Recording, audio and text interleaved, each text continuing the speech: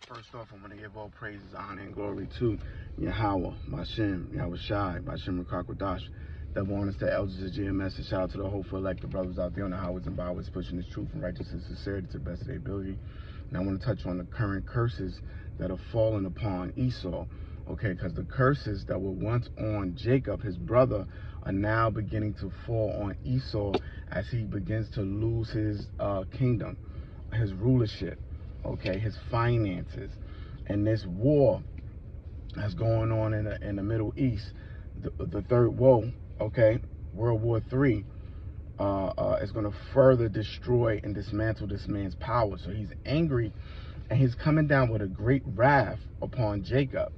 Okay, the whole situation with Nolan Wells. I mean, even though they've been doing this for hundreds of years to Jake, lynching us, burning us, killing us, charging us falsely, imprisoning us, okay, throwing away the key, okay, plaguing us with pestilence, all these things, okay, is now, okay, going to turn on Esau, all right? His karma is coming to him now. Now that Jacob is standing on his feet, okay, and Jacob being the elect right now, because not all Jacob is seeking Yahweh Bashem Yahweh Shai.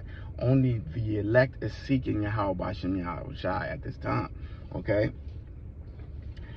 This is Deuteronomy 28 and verse 15. These were the curses that were on Jacob, but is now fallen upon Esau.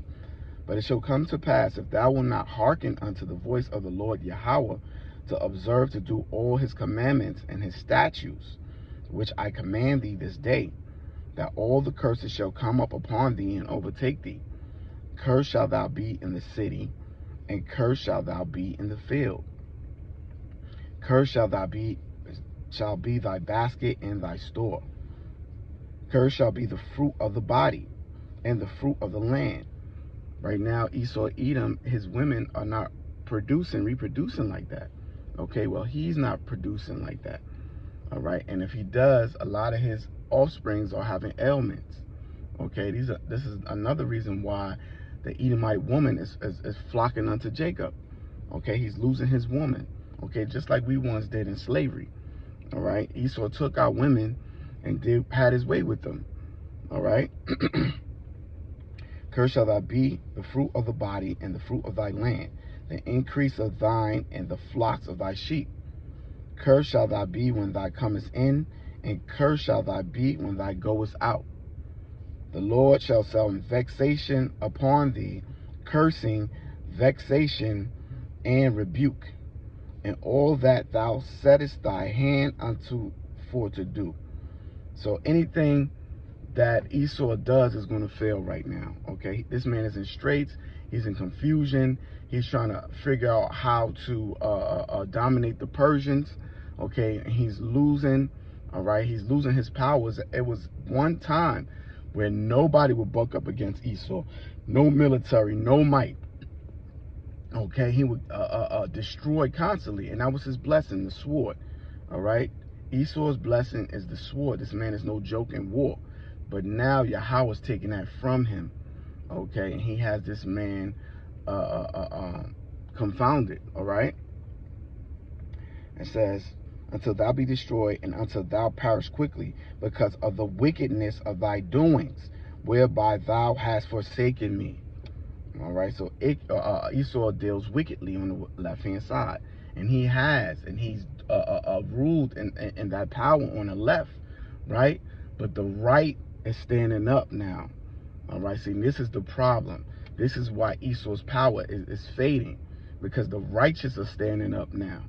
All right, they're exposing him, making him bare. All right, truth is sprung up. All right, it was at one point in time where none of us knew we were Israelites. None of us knew anything. Okay, we didn't even know our power's true name. We were in darkness, so Esau was able to rule over us perpetually. All right, because of our ignorance. And he kept us in sin. He surrounded us with sin. Sin is our kryptonite. So when we come back unto our power, Yahweh Bashem Yahweh Shai, okay, and do the right things and keeps his law, statutes, and commandments, all right, it empowers us. And the world economies collapse and crash. The Lord shall make the pestilence cleave unto thee, until he have consumed thee from off the land, whither thou goest to possess it. The Lord shall smite thee with a consumption, and with a fever, and with an inflammation, sicknesses, okay, Dovid, okay, and with an extreme burning, and with the sword, and with blasting, and with mildew, and they shall pursue thee until thou perish. And thy heaven that is over thy head shall be brass, and the earth that is under thee shall be iron.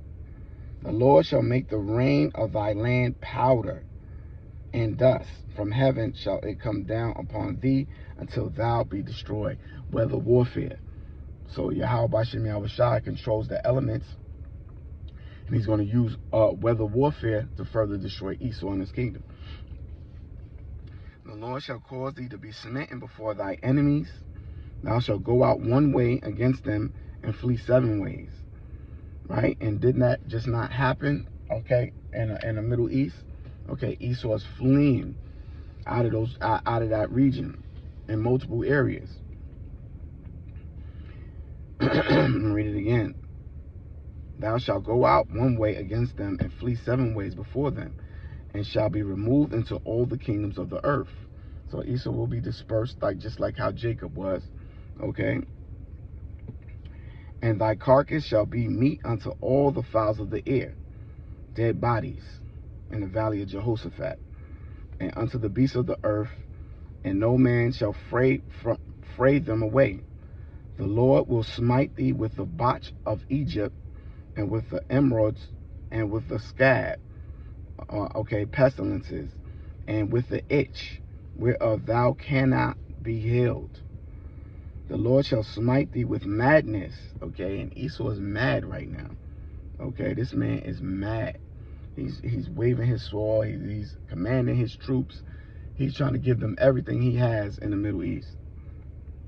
And with blindness and astonishment of heart, mind. All right.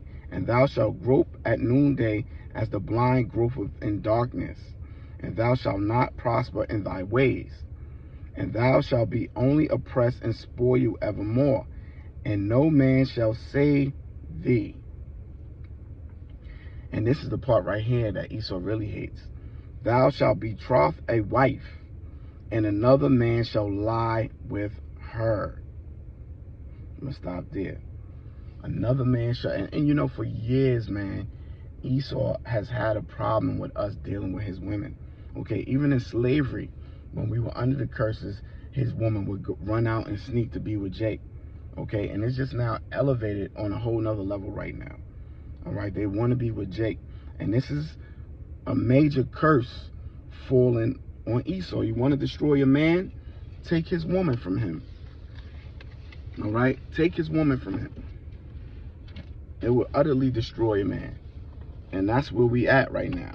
Okay, Esau's women, the Edomite women, all right, they love Jake, and they will be concubines.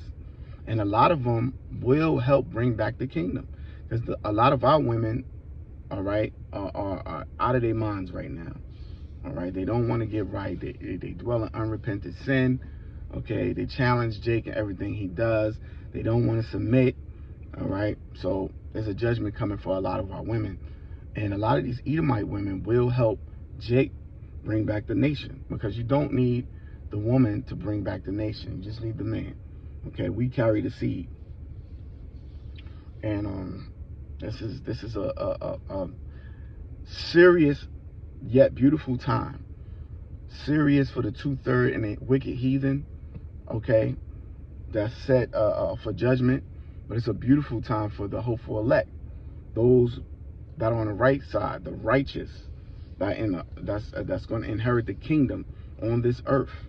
Okay, that will inherit wealth on this earth, that will inherit wives and concubines on this earth.